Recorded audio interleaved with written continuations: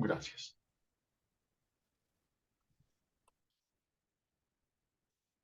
Bueno, buenos días para todos y todas. Primero, gracias por estar juntos de nuevo. Me parece que va a ser una de las palabras fundamentales.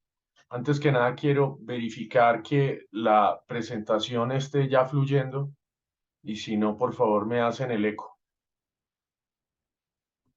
Sí, Sí, está. Ok, perfecto. No sé si está en la versión oficial, pero bueno, me hacen saber en el camino. De la semana pasada hay varias cosas que son necesarias traer a colación en el inaugural de este, digamos, segundo encuentro dentro de los posibles encuentros futuros para hablar de la iglesia. Sin ánimo de ser recurrente, de todos modos tendré que ir a nuestro pasado, es decir, tuve que volver a ver los videos para traer algunas comprensiones específicas que son necesarias para poder entender estas eclesiologías del concilio y en ese orden, por supuesto, ir gestando de la manera más sensata aquello que llamamos eclesiología hoy. Obsérvese pues que hemos venido desde la sesión pasada a la de hoy prácticamente haciendo un barrido técnico, epistemológico, filosófico, antropológico y puedo decir interpretativo de lo que se ha venido hablando de la iglesia a través de los siglos. Hoy, en el combate de cómo entonces percibir una eclesiología para esta Latinoamérica, porque es una pregunta que va a ser el centro de nuestra segunda parte en la jornada de la tarde, deberemos, por supuesto, ir haciendo un recorrido sensato, diligente y sencillo, como siempre gráfico, para entender a qué nos vamos a ir evocando en la iglesia del futuro. Bien, entonces hoy tenemos la precisión del lenguaje, que es esto que llamamos las eclesiologías o las nociones de iglesia que están dentro del sustrato de lo que llamamos el Concilio Vaticano II. Y en la segunda parte, más allá de celebrar lo que siempre celebramos, que tan bonito ha sido el trabajo del pensamiento latinoamericano, empezaré, por supuesto, un análisis mucho más sensato, pesimista, de que eso no ha funcionado como se escribió. Pero para ello tenemos que hacer este recorrido inicial para entender los por qué de esas negativas que se, digamos, inauguraron de manera reaccionaria en esta bella Latinoamérica. Ahora, me propongo entonces en la jornada de hoy atender a tres objetivos que me parecen necesarios, como lo hicimos en la sesión primera, y dejando claro esos recorridos, podemos llegar precisamente a esto que señalo al final y es buscar mejores caminos de acción. Por supuesto, lo primero ya ha quedado claro, es necesitamos hacer un recorrido técnico, prácticamente histórico y por supuesto teológico de esas afirmaciones. Segundo, no podemos dejar a un lado el método necesario que ha acompañado nuestra reflexión en Latinoamérica y es un análisis crítico, sensato, real, no desconectado con la realidad, para llevarnos finalmente a una comprensión directa de estos trasegares, de estos caminos, de estas miradas que por supuesto hacen parte de nuestros decires, pero que en esos decires está obligando a que pasemos a los haceres, es decir, de un decir a un hacer. Bien, y les propongo, ahora sí, hoy les traje dos referencias, marca registrada de los QR, para que cojan sus celulares, activen el documento, al lado de los que ustedes ya tienen, como Pablo Suez, que lo compartí la semana pasada, inclusive hoy lo traigo de nueva colación en medio de mi exposición.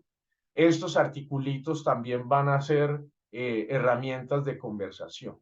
Recuerden ustedes que tenemos un gran libro que prácticamente es el suelo nutricio del conjunto de mis exposiciones, elaborado por el gran maestro, el padre Alberto Parra, profesor de nuestra facultad. Bueno, con eso les propongo entonces ya centrar nuestros elementos reflexivos en dos caminos fundamentales. El primero, unos presupuestos necesarios en términos de cómo se enmarcó o desde dónde se origina este pensamiento eclesial y los recursos necesarios para el cambio, y luego señalar las cuestiones fundamentales de ese concilio desde la forma crítica analítica que les he propuesto. Para luego, al cierre de esta primera parte de la mañana, sentarnos como siempre un diálogo fructífero de esos saberes compartidos.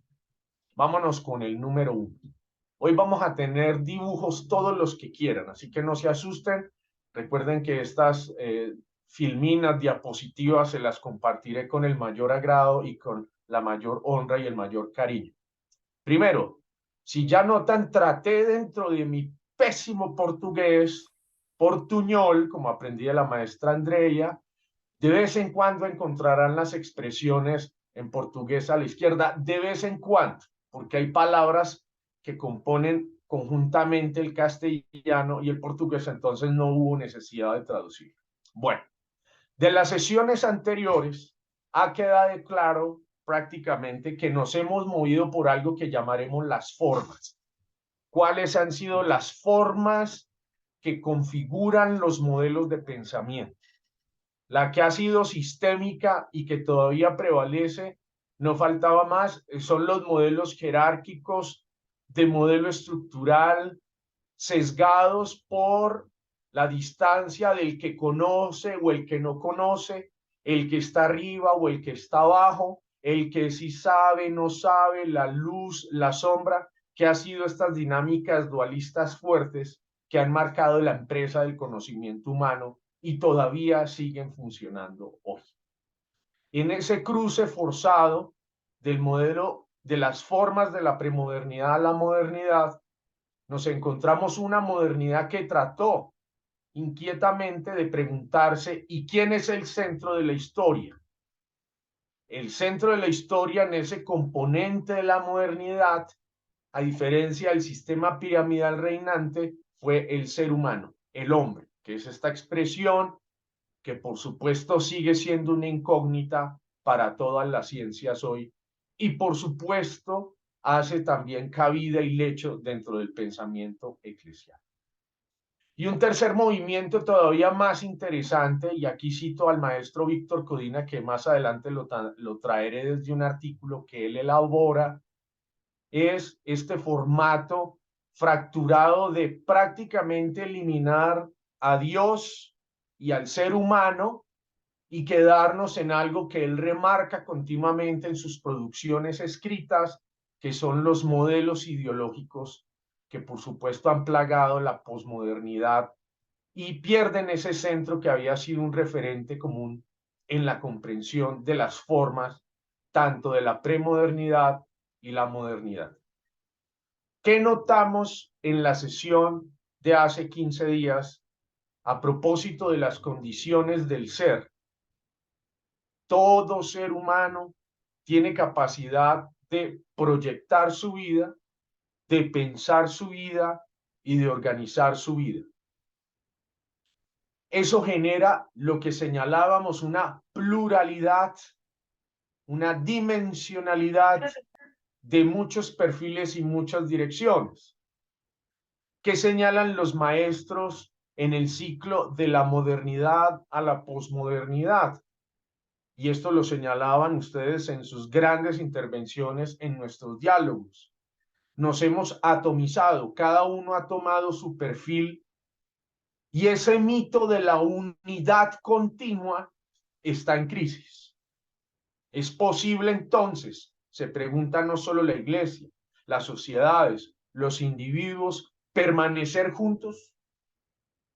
¿Qué ha motivado la fractura de la unidad? Y ya no es, queridos colegas y miembros de esta sala, una pregunta de la iglesia. La iglesia la va a retomar, pero no es de ella, es de la humanidad entera. Y precisamente los concilios, tanto el primero como el segundo, vaticanos, ambos, están tratando de entender estas dinámicas que no dependen, por supuesto, de los intereses de Dios, atentos, sino que depende de los intereses de esta especie única, estos antropomorfos que somos con estas condiciones, estas maneras, y esa fractura es una pregunta del ser que está en esta historia, siguiendo al maestro Heidegger en Ser y Tiempo. De manera que lo que vamos a ir encajando en lo posible es una pregunta en el centro de nuestra reflexión que la sesión pasada la dejaba ya prácticamente puesta, y es entonces, ¿qué iglesia para qué sociedad? ¿Cómo estamos configurando la iglesia para esta sociedad tan pluriforme, cargada de tantas ideologías, cargada de tantas variables, cargada de tantas formas? Y traigo entonces una tabla que en su principio la elaboró un colega, Francisco Ballina Ríos, y yo le puse otros elementos que la enriquecen un poco más, para entender desde esta mecánica gráfica qué ha acontecido internamente en los movimientos del pensamiento humano, y que luego estos mismos movimientos del pensamiento humano se han pasado a los territorios teológicos, a los territorios eclesiales, a los territorios de la vida humana. En primer renglón, la discusión, que ya está clara desde la sesión pasada, pero lo traigo yo más mínimo aquí, es el tema de centrar la correspondencia, es decir, mis decisiones, mi libertad desde la figura de Dios. Dios es el valor primero, yo dirijo toda mi existencia a Dios. Y se configura, por supuesto, estos modelos iniciales, que ya los conocemos, pero es hora de remarcarlos, desde la forma circular geométrica y la forma piramidal geométrica. Los que están arriba, los que están abajo. Las maneras como se comprende la premodernidad es desde la estructura de los mitos, y sin embargo, gracias a las proyecciones de Santo Tomás de Aquino, se configuran unos teolegúmenos, es decir, unas afirmaciones desde la estructura filosófica con expresión teológica. Reitero, la premodernidad, su raíz fundamental es la narrativa mítica, porque es su instrumento de comprensión, y luego ese instrumento de comprensión sirve para empezar a estructurar los primeros albores de una teología con fuerza racional, con fuerza metafísica. De ahí que cuando salimos de los modelos de la premodernidad y pasamos a las formas de la modernidad, hemos señalado en primer principio que el ser humano es el protagonista. Siendo así, cambian las maneras como comprende, ya no deposita la confianza en la figura trascendental de la divinidad, sino que al contrario constituye la razón como el lugar de la posición del ser que comprende la historia y establece un método de acercamiento a la realidad. Entonces ya no es soy vivo porque una fuerza superior ha venido a darme vida, relatos típicos del génesis humano, sino que en las dinámicas del ser que se comprende, instaura estas famosas racionalidades teóricas de los procesos evolutivos del ser. Para ello, establece una línea muy marcada de mecanización y automatización del conocimiento, que todavía siguen igual. Eso se llama el positivismo, una marca que todavía está en nosotros, en esto que llamaremos a renglón seguido en la posmodernidad, que son esas racionalidades o especializaciones funcionales. Pero ¿cuál es el meollo del asunto? En esa transgresión por desarmar las formas circulares y piramidales, se establece un sistema lineal con crecimiento positivo de estos mecanismos ya no mitológicos gestionados por una fuerza superior, sino que el mismo ser humano, en su nuevo constructo social, inaugura algo que nos va a sonar extraño decirlo, pero es necesario corroborarlo, y es el famoso mito del control. ¿Qué ha ocurrido desde entonces con esta modernidad? Y también esto está todavía hoy desde el mito del control. El primero, queridos colegas, el manejo del tiempo. Nos encanta jugar con el reloj. Entonces la modernidad nos puso un dolor de cabeza. ¿En cuánto tiempo puedes dictarnos la clase de eclesiología, profe Alex? Yo le digo, en tantos minutos. Les hago hasta el resumen. Les mando las diapositivas. Les mando el video. Es decir, está la mecánica que hemos venido trayendo de esos esquemas y que ya hace parte de los esquemas inclusive eclesiales. A renglón seguido, pegado a ello, ese mito del control alrededor del tiempo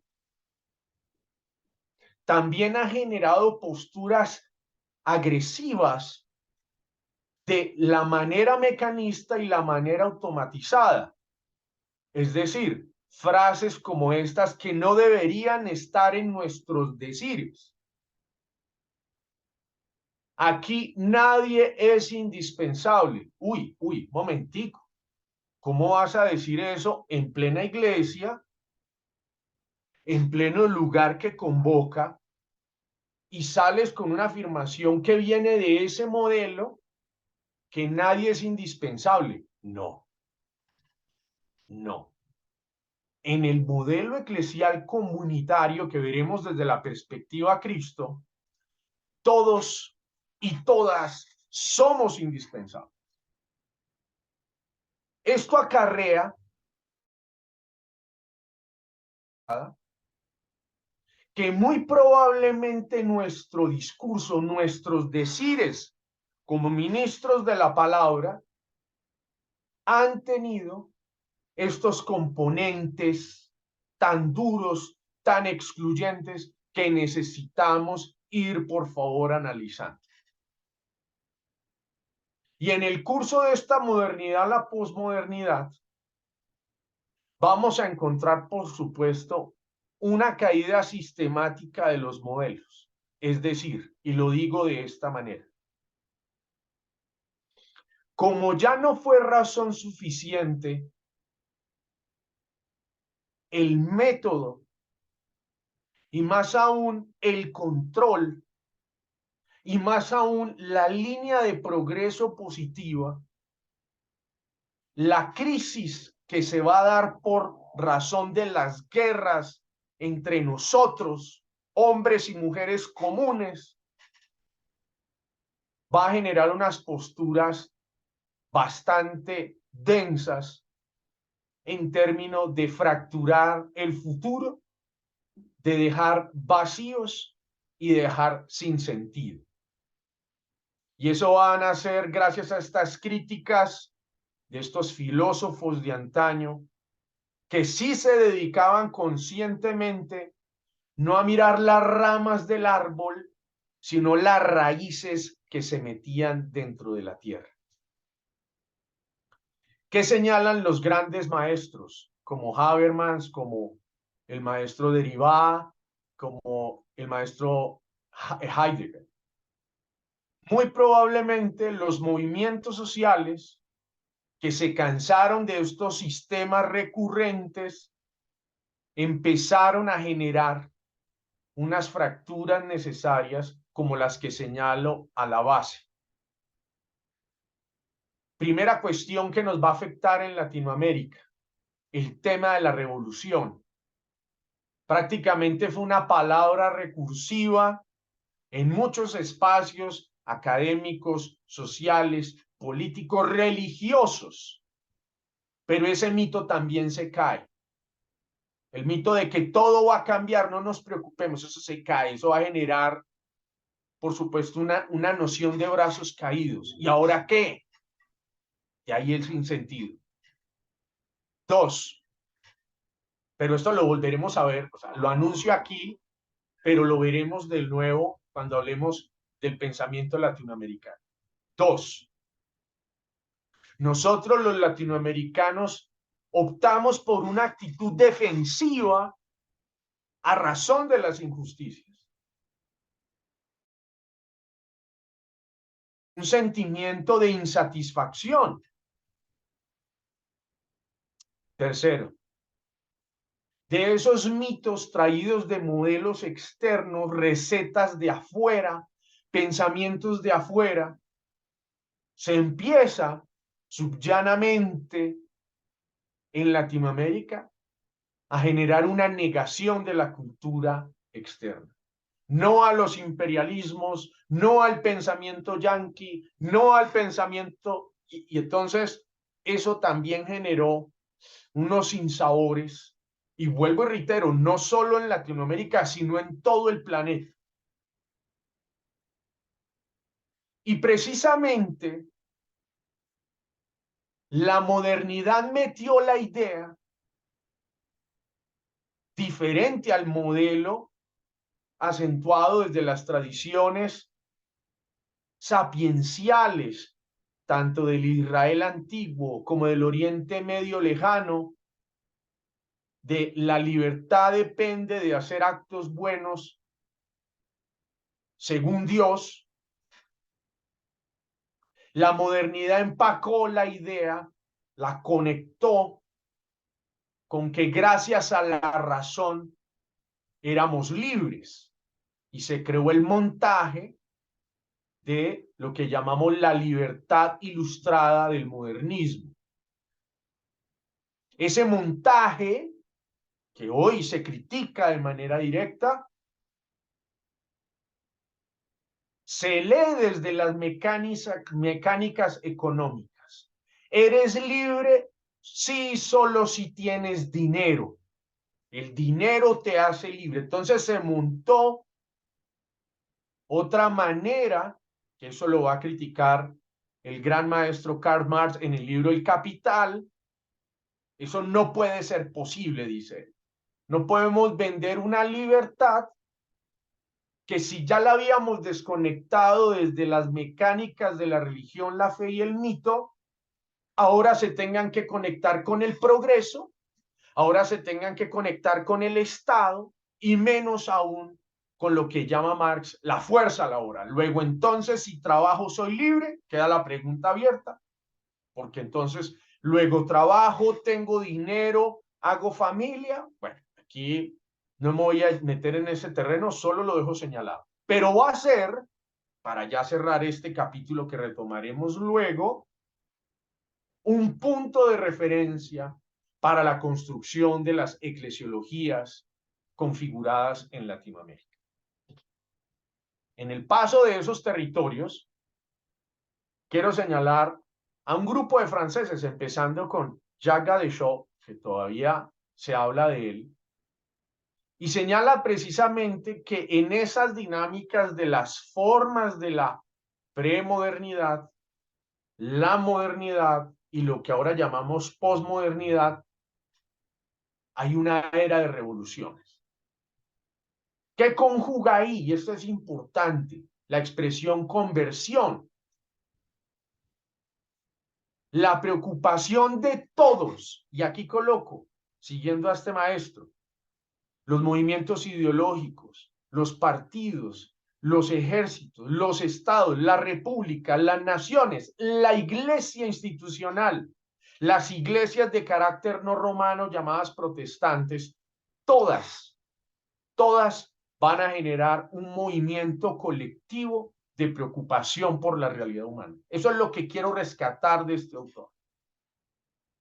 Y precisamente en ese ejercicio liberador, nacido de esta modernidad ilustrada, que quiere presentar el mito liberador dentro de este esquema, pues se inaugura lo que ustedes y yo ya conocemos, el liberalismo, que inclusive conformó partidos políticos, como aquí en Colombia, uno de los partidos fuertes aquí en Colombia se llama el Partido Liberal, y su contraparte, por supuesto, es el Partido Conservador, prácticamente trajo las dos palabras fuertes. Y la mecánica, por ejemplo, en los Estados Unidos, el Partido Liberal son los demócratas, y el partido de ala cerrada, como se dice, obtuso, como lo proponen ellos, son los republicanos de viejo ceño, de pensamiento duro. Bueno, y el modelo de ciudadanía que se encarnó con los estados social de derecho bajo una política muy interesante que se llamó los derechos humanos. Y entonces recordemos que en ese movimiento revolucionario, activado, no como se suele decir en Francia, que ellos son orgullosos de decirlo, en realidad se inaugura en Inglaterra, luego hace eco en Francia y luego empuja a todas estas naciones de Latinoamérica a estos modelos reformistas. Son los primeros, tanto el habla inglesa como el habla francesa, de inaugurar este cuerpo de derechos humanos, que van a ser estos valores que más adelante señalaremos siguiendo a Víctor Codina como los nuevos ideales. Ya no nos interesará en esta posmodernidad las instituciones que están en detrimento, los estados, los partidos políticos, y entonces estamos generando unas dinámicas nuevas centradas en lo que llama Víctor Codina en palabras fundamentales: libertad, dignidad, y eso es el decir actual. Entonces, atentos y atentas, queridos miembros de esta sala, que nos tienen que quedar claros estos elementos para comprender luego las dinámicas de Latinoamérica y su constructo eclesiológico. Uno, debe quedar claro a la altura de esta reflexión que si bien estamos hablando de una posmodernidad, vamos a ir señalando que en las comprensiones eclesiales, en las comprensiones teológicas e inclusive en las comprensiones filosóficas, encontramos formas de la premodernidad y la modernidad. Es decir, todavía se mantiene. Entonces, la modernidad ilustrada todavía hoy señala que ni mito ni religión son necesarios para la configuración social, a sabiendas que gracias al movimiento hermenéutico se recuperaron esos textos narrativos de todas las tradiciones humanas. Porque ¿qué se configura en esas tradiciones? Maneras de comprender esto que somos. Pero en ese ánimo todavía hoy consciente, la modernidad y sus pensamientos de eliminación del mito y la religión siguen estableciendo que el modelo de Estado, que el modelo de la ley, que el modelo de la configuración democrática es un modelo que se debe mantener porque así lo ha dicho Dios. Y peor aún, y nos pasa en todos los servicios de la política en todo el mundo, el político se presenta como el Mesías. Hagan de cuenta que yo, Alexander Urrea, estoy de campaña política en este grupo de Magis.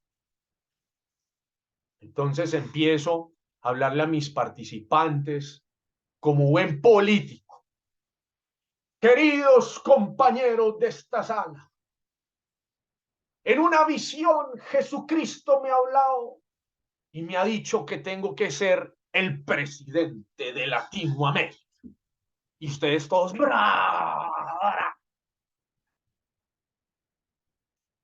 Pero lo más triste es que ese modelo mesiánico, providencial, tristemente se ha trasladado a nuestras dinámicas religiosas. Entonces nuestras posturas se vuelven las posturas del que habla para todos porque tiene la razón, el que está en el púlpito y tiene la razón. No, no, no, no, no, no. Pero así somos.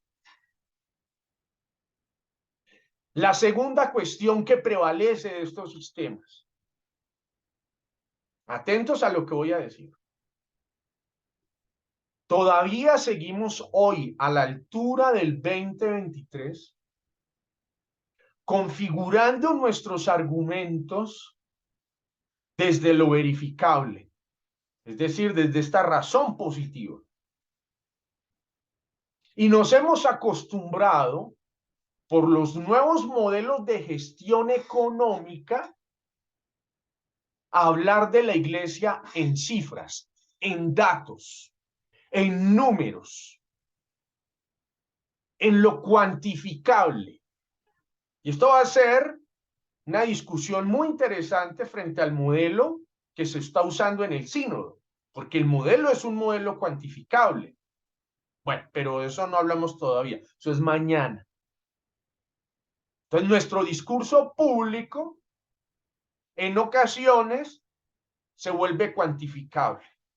Vinieron 23, faltaron 15, faltó plata, faltó más tiempo, todo es numérico. No está mal, pero no podemos centrar nuestras reflexiones en lo estadístico.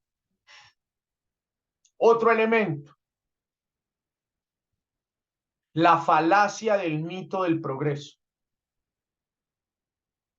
que se trasladó luego a posturas eclesiales, a discursos teológicos que reciben técnicamente el nombre de teología de la prosperidad. Entonces voy a quitarme el traje de político y me voy a poner el traje de pastor, de iglesia, la que quiera, católica, protestante, judía, musulmana, de las que quiera. Y entonces ordeno a mí mismo la propuesta mesiánica salvífica. Queridos hermanos, amén. En otra de tantas revelaciones, Jesús me habló. A mí, a ustedes no, a mí.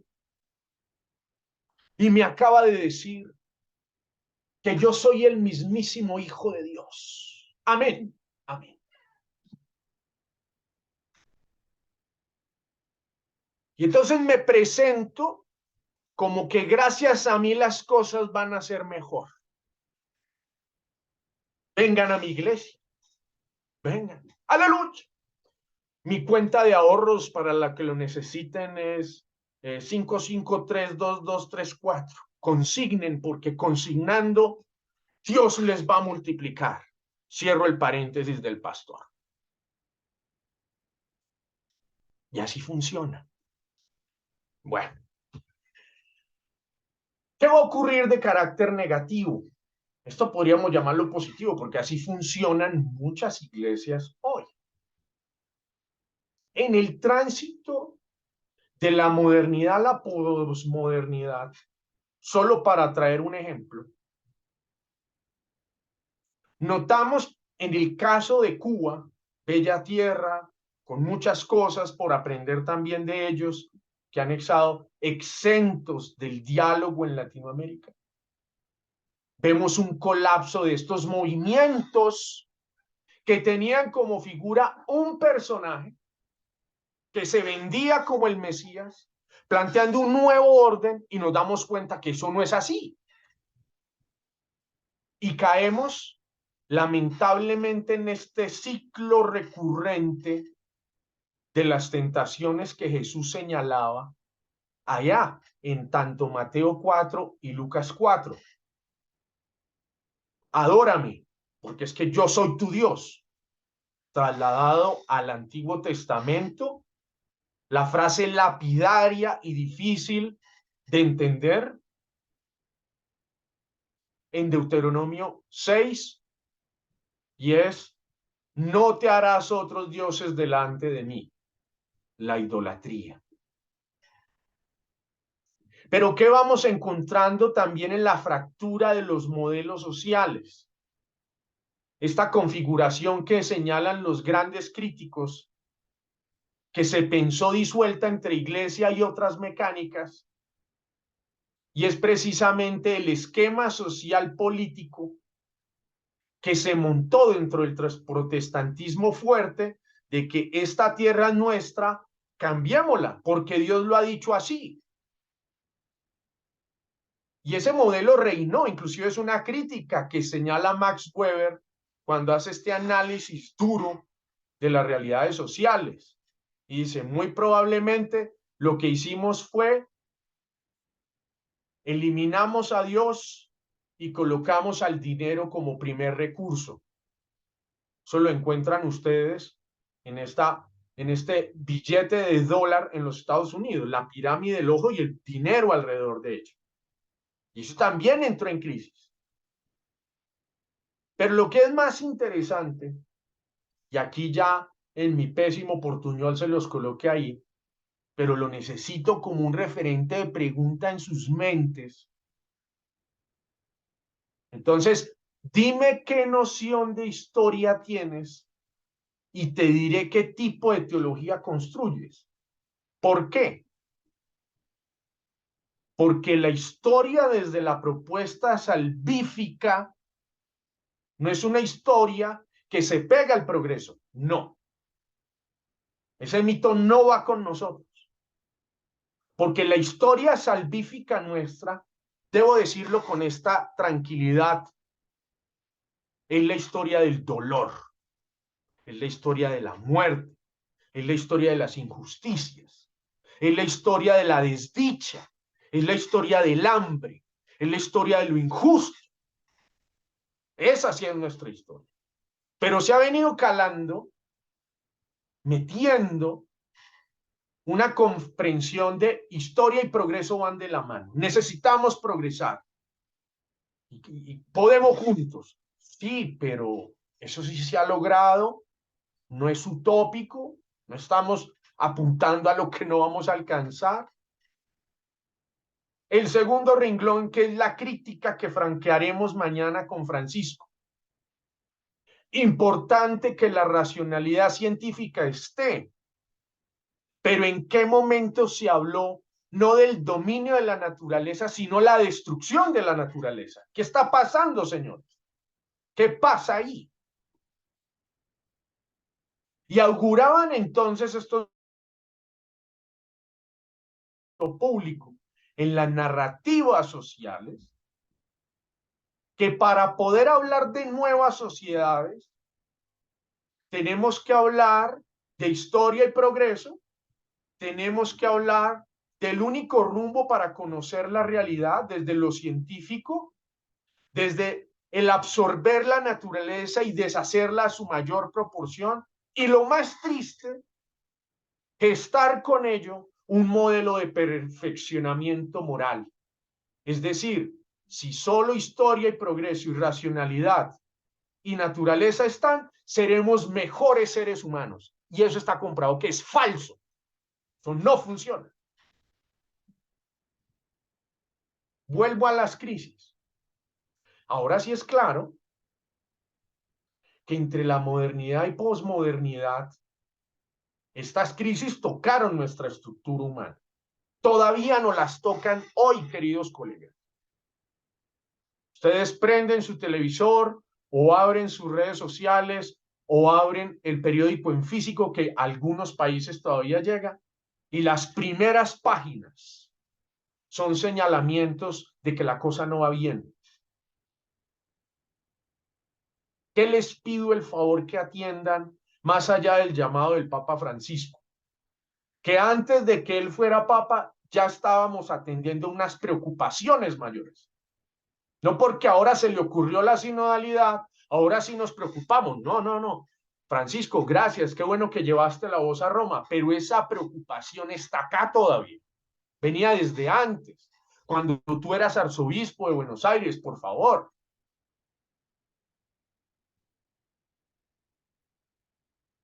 ¿Qué pasó entonces y qué está pasando en nuestra Latinoamérica hoy?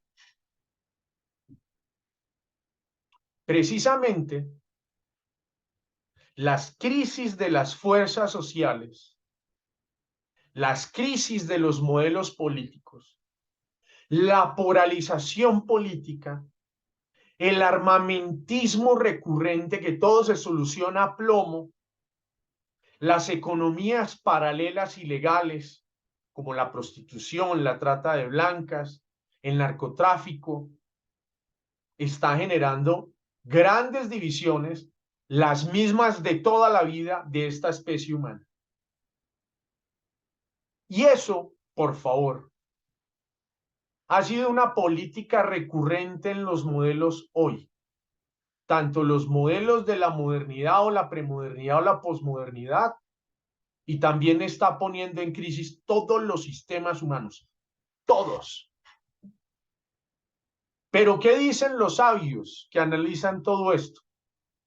Como ya ni Dios es centro, ni el ser humano es centro, por lo menos persigamos un ideal. Y traigo un ejemplo tonto, instaurado por San Agustín de Hipona hace muchísimos años, de aquello que se llamó la Guerra Santa, en su percepción de realidad social. Entonces, ¿cuál es la contienda hoy entre el Israel que trata de sumarse a este territorio que de suyo siempre fue de él, pero lo administran otros, y una comunidad árabe establecida también allá, en estos territorios que son la famosa tierra prometida? Y ambos pelean por ideales. Ya ni siquiera es por religión, no. El ideal es el ideal de la tierra. Esto es mío y aquí me quedo. Así nos tengamos que morir todos. Uy, ¿cómo así? Atentos. Si en algún momento la vida fue un valor, estas lecturas ideológicas están colectando la muerte como primer valor. Gravísimo. Luego muerte, luego entonces felicidad. Uy, señores, ¿desde dónde están leyendo la historia? Dime qué historia tienes y te diré qué teología tienes. ¿Cuál es tu Dios? Bueno. Y traigo a este gran ilustrador de la mente humana, filósofo y sociólogo francés, señalando precisamente que esta posmodernidad se ha centrado en esos axiomas, valores, paradigmas complejos de entender y que generan más confusión, dice él, que claridad. Cualquier sistema de ideas, la ideología comporta un núcleo que determina la organización de conceptos y la naturaleza de la visión de mundo. Explico. Cualquier estado, cualquier institución, cualquier grupo humano tiene un configurado de ideas, de pronunciamientos, de creencias, de epistemes. Y continúa él. Este núcleo hace algo más que realizar la conjunción, porque pone paradigmas, acciones y valores que están dentro de ese mismo sistema y que generan esto que él llama su sustancia doctrinal. Para Latinoamérica, y lo veremos en las conferencias episcopales en la tarde, se titulan estructuras de pecado, para diferenciarlas, honestamente, de las estructuras de la gracia, de las estructuras del amor. Esa es una eclesiología latinoamericana. ¿Cuál es tu iglesia? Mi iglesia es una iglesia que está estructurada alrededor del amor. Punto. Ese es el suelo nutricio, esa es su sustancia. Pero hay otras. La justicia, el orden, la ley, la libertad, la igualdad, la persona. Pero la crítica que señala Edgar Morin, y la traigo aquí a colación, es atentos, que las ideologías no pueden volverse Dios.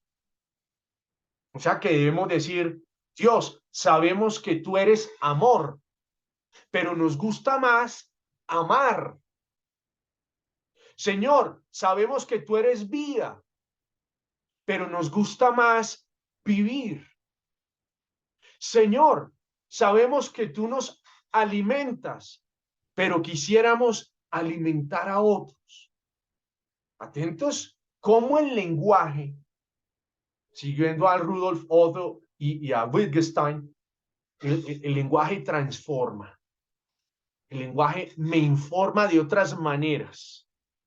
Me cambia la visión, cambio de posición. Uy, momentico, ¿cómo? Eso no lo había escuchado, Jesús. Jesús, ¿qué dijiste? Ah, eso es diferente. De manera gráfica, este es el colapso de nuestro hoy. Esto es un gran autor caricaturista, Larry Gognick, tiene este hermoso libro y muchos más. Tiene uno que se llama Historia Universal, tiene otro que se llama La vida del hombre. Pueden buscar, todos están en inglés, disculparán. Pero en el gráfico, que ese fue el mejor que encontré, se nota toda esta cantidad de cosas que están maquinadas, que tratan de colapsar, pero no. Un grupo de hombres y mujeres a los pies de esta megaestructura que no hacen parte de ella, generando sus premisas en esas pancartas, señalando que no están incluidos en estos sistemas. Segunda cuestión. La primera cuestión que heredamos era: nadie es indispensable en este sistema. Como nadie es indispensable, el valor fundamental es la muerte. Tranquilo, te mueres, detrás tuyo hay 200 haciendo fila. 100 personas, no te preocupes. Es decir, no podemos generar dentro de este configurado eclesial un sistema excluyente. Esa es la segunda voz, señalando de manera crítica lo que ocurre. Vamos ya inaugurando el segundo punto antes de irnos al descanso, pero dejarlo señalado. Aquello que llamaremos las cuestiones fundamentales que hacen eco a lo que debí dialogar en la primera parte para contextualizarlos. Atentos y atentas que este es importante. Venimos diciendo a lo largo de estas semanas de reflexión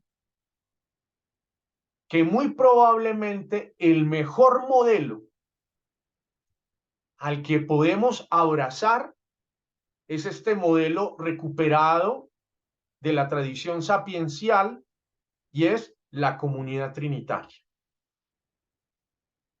El postulado que sigue es que precisamente en el momento de tratar de entender esta comunidad trinitaria, el acontecimiento único es que esa comunidad se mete en la historia. Se metió. Y entonces en las 4 versiones oficiales, Mateo, Marcos, Lucas y Juan, en sus capitulares, en sus anecdóticos, en sus maneras, hablan que este señor llamado Jesús se metió en la historia e inaugura otra manera de cómo organizarnos como hombres y mujeres. Y su actitud es una actitud informativa actuante. No es, acuérdense todos que hay que perdonar. No, no me lo dejen en la categoría metafísica. Tráigame al terreno de la praxis. Yo perdono. Yo perdono. Y lo quiero hacer. Me duele, pero lo tengo que hacer. ¿Y qué ha ocurrido? Como lo señalábamos la sesión pasada, pero aquí un poco más gráfico. En resumen, hemos interpretado a esa comunidad desde las formas geométricas piramidales triangulares, esféricas circulares, bimodales complementarias, mistéricas, que no dejan ver la cosa como debe ser, y de un énfasis sacramental bastante remarcado. Y devolviéndome otra vez a la figura piramidal, hemos generado exclusión estructurada por capas, negando la ministerialidad. Hemos centrado el poder en una sola figura. Hemos generado polarización no conexa entre los sistemas. Hemos desfigurado, prácticamente borrado la imagen de Dios para establecer la nuestra, la de nuestra institución, nuestro mesianismo, porque es que yo tengo la verdad.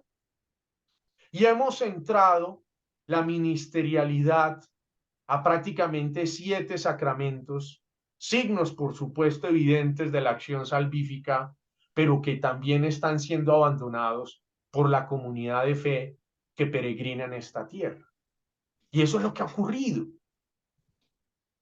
En rescate de ello, veremos después del descanso, el tema de comunidad trinitaria vuelve a tocar las voces del concilio. Veremos también en los señalamientos que iré evacuando que la iglesia se va a configurar por todos estos perfiles que he señalado, los va a recoger todos, no se va a quedar con ninguno, pero va a señalar unos nuevos rumbos de comprensión. Y ya vamos entrando en la pregunta de nuestra segunda parte del diálogo de esta mañana. La cuestión fundamental de la eclesiología desde el Concilio Vaticano I al Concilio Vaticano II es la autocomprensión de la iglesia. ¿Qué iglesia para qué sociedad? ¿Cuál iglesia? Decían ustedes, pero ¿cuál sería la mejor manera? Hablábamos en las sesiones anteriores. Se me ocurre una tan necesaria y tan fundamental. La iglesia de los que comemos juntos.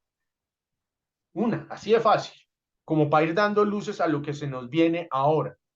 La iglesia donde nos sentamos a comer juntos. Ya con esa afirmación se desarman muchos sistemas alrededor de ella. No es la única, pero se desarman muchos. La iglesia de los que comemos juntos. Porque es que comer juntos es más fácil que amarnos juntos. Entonces hay que empezar con los recursos que no causan conflicto en medio de esta pluriformidad de pensamientos. Muy interesante. Eso lo vamos a ver en Gaudium et Spes. ¿Cómo es posible que martillando en tu trabajo cuentes la historia de Dios en tu vida? ¿Cómo es posible que saliendo a dar una vuelta en tu bicicleta narres tu experiencia de Dios? ¿Cómo es posible que cuando estás lavando ropa o cocinando, identifiques ahí las dinámicas de Dios? Ahí es donde está lo que no se ha masticado en forma de aquello que se afirma en el concilio, porque no quedó claro en cantidad de documentos que se elaboraron. Y dejo hasta aquí para irnos al descanso. Vean que en la continuidad de esa interpretación milenaria de ese acontecimiento de Dios meterse en la historia, vemos que estas maneras de percibirse la iglesia, desde el Concilio de Trento, siglo XV, prácticamente XVI, hasta el Concilio Vaticano II, vamos a tener 4 siglos de continuismo, es decir, no va a cambiar prácticamente nada. Y ya ustedes lo van a notar en esta corta presentación ya para cerrar. Y es que precisamente esta afirmación recurrente, por ejemplo, de las fuentes de la teología, tradición y escritura, pero también en ese mismo orden de idea, la centralidad en el tema eucarístico el problema del lenguaje, todo en latín, la jurisdicción que tienen los obispos, cardenales y el mismo Papa, dan cuenta de que esa estructura debió darle continuidad a la Iglesia. Lo que va a darle el plus en el Vaticano II es dos elementos fundamentales. El tema de la revelación y cómo es necesaria una comprensión desde la razón y fe.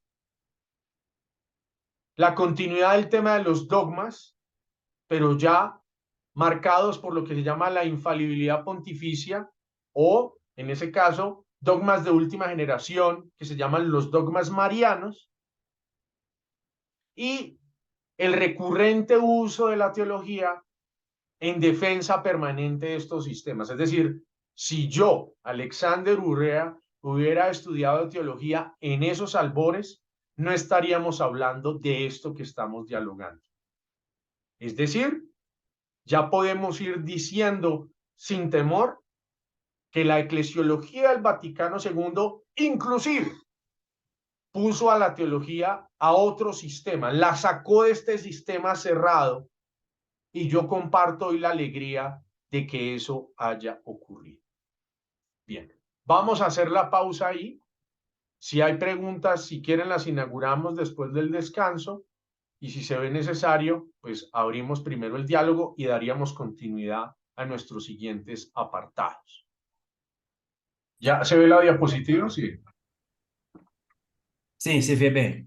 Gracias, gracias, Omar.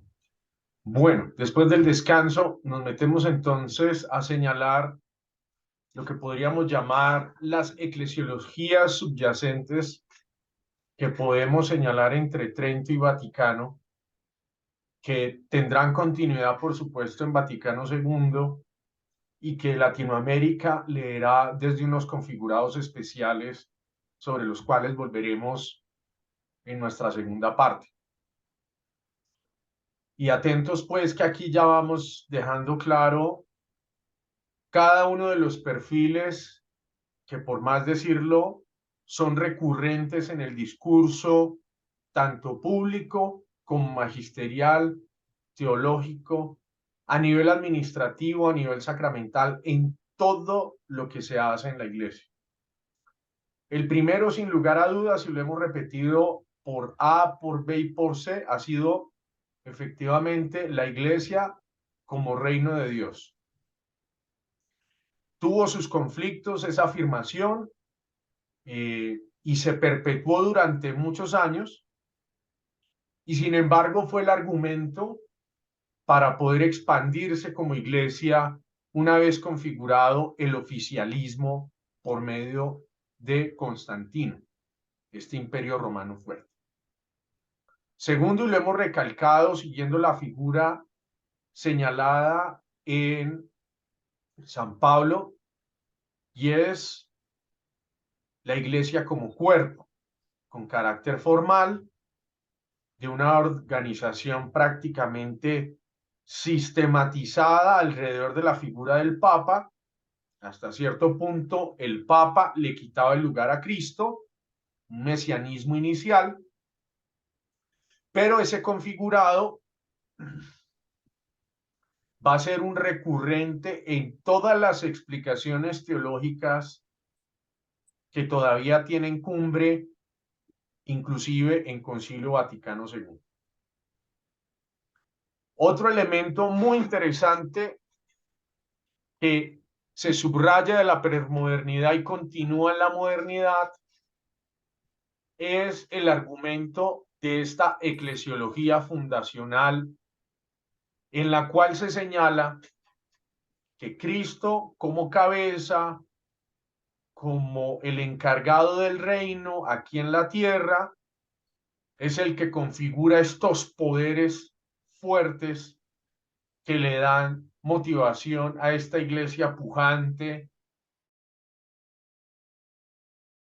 estructural y jerarcológico que hemos señalado. Y precisamente de esa eclesiología fundacional, la iglesia va a defenderla una y otra vez, inclusive en sus textos de actualidad. De ahí se subdivide tres elementos que son fundamentales en esa tradición eclesial configurada a lo largo de los siglos. Lo hemos dicho por A, por B y por C, que ese modelo monárquico jerárquico está llamado a ser señalado, a ser criticado y obviamente a ser modificado. Pero hay una eclesiología que sí se debe rescatar, que ha sido necesaria para darle continuidad a todas estas proyecciones, interpretaciones, construcciones nociológicas de lo que es la iglesia cuando se pregunta por ella misma. Porque recordemos que antes de pasar al hecho social, la iglesia se pregunta, ¿quién soy yo? Y luego sí dice, ¿y esta iglesia que ya soy, cómo puede aportar a lo social, a lo cultural, a lo político, a lo económico? Pero esa misma iglesia, conformada desde este lecho educativo, configura los primeros movimientos escolásticos, recordemos, los primeros balances de escuelas de formación de todos los hombres y mujeres en la tradición europea e inclusive en los sectores de la América colonizada, en algunos sectores de la África septentrional y en algunos sectores de la Asia del Sur. Todo ello gracias a esta función de la iglesia que educa, de la iglesia que quiere enseñar.